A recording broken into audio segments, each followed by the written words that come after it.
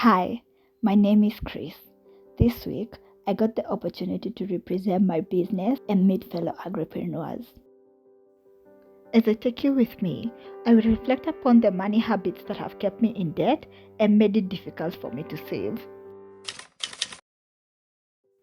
At the moment, I have less than $500 in emergency fund, retirement fund, and business emergency fund. My debt is greater than $1,000. An analysis of my position has allowed me to reflect on the habits that have derailed my progress. How did I get here? One of the things is unnecessary debt. Let me give you an example. Previously, I would take on airtime credit when I had money. In my mind, I would justify the airtime debt as a convenience. I got too comfortable with debt that essentially I was paying the debt to borrow. I have realized that consumer debt is a noose on one's neck. I do not get into debt if I do not have to, if the purchase will not aid in the payment of the debt. I have been able to get away from taking on bad debts and have made a plan to pay off my debts. The starting point of all achievement is desire. Unexpected cash is free cash. Anytime I have gotten cash I did not expect, I have splurged. In my mind, I think, I did not have this money anyways, I should reward myself.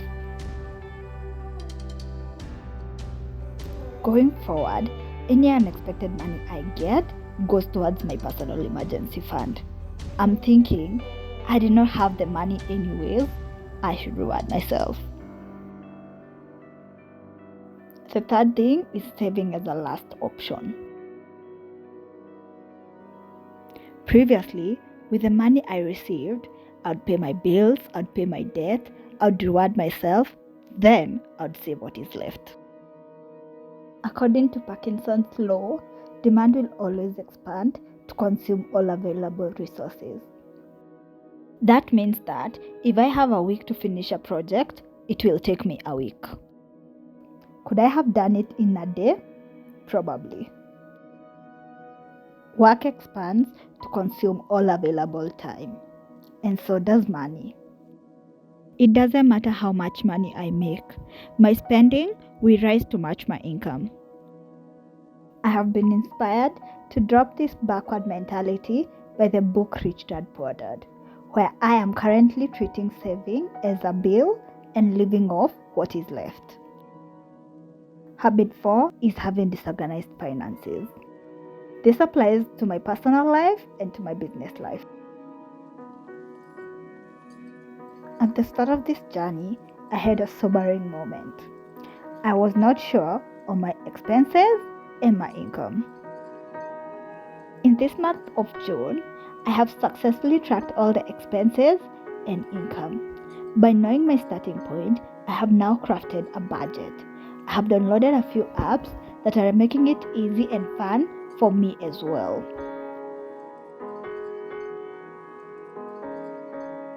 A wealthy mindset begins with a shift in beliefs.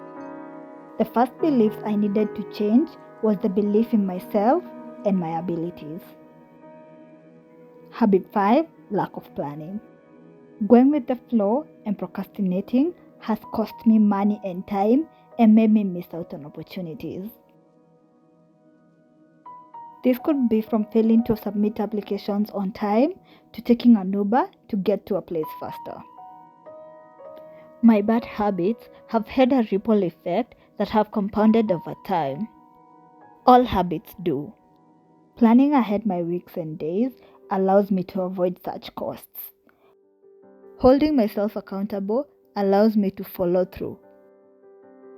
Habit 6, not having an emergency fund. During COVID, I lived in constant fear.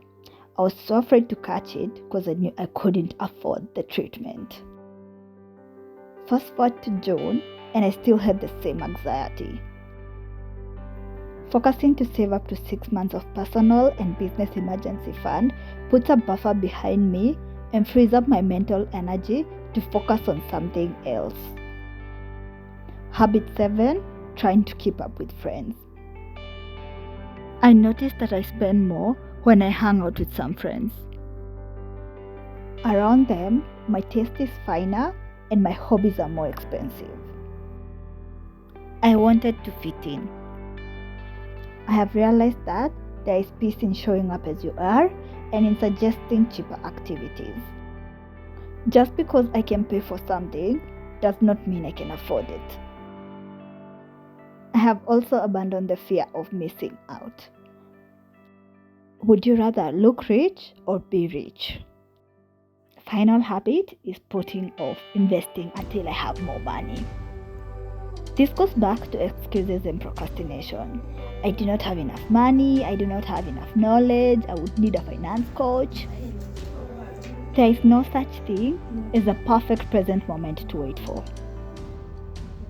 I will have to work even harder to get to the same place I would have been had I started earlier. I am paying the price of procrastination and fear. Everything has a price, but not all prices appear on labels. At the moment, I am currently pursuing money market funds for my personal and business emergency funds. My focus is also more on trying to make more money. To save more, I have to earn more. I recognize that the change in mindset and behavior is not about deprivation. It's about taking care of future you. Unlearning destructive habits. It's self-care. Attending the Agripreneurs Meet has allowed me to network and borrow ideas from fellow agripreneurs. I'm learning to make noise where it matters. I also got an opportunity to meet and have a business coach. Collaboration is the new competition. On other news, I received a rejection email from an application I had made out. The thing with rejection emails is that they flare up all the imposter syndrome. It cut deeply. To survive this, I have had to have a different response to failure. I am failing fast and I'm failing forward. I have taken it as a challenge to better myself and my business. Resilience and preparation. Those are my secret weapons. Luck will find me ready. What are some of the habits that have derailed you financially? Please leave a comment below with thoughts, experiences, and suggestions. I invite you to bloom with me. Thanks for watching.